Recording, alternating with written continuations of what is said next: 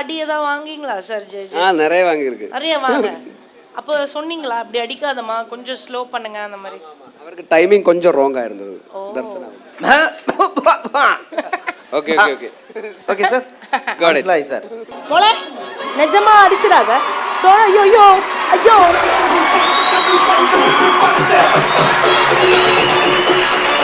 ஏய் குழந்தைய கூட்டி வந்து காமெடி. ஏய் பெரிய ஸ்டார்மா. Step back step back step back.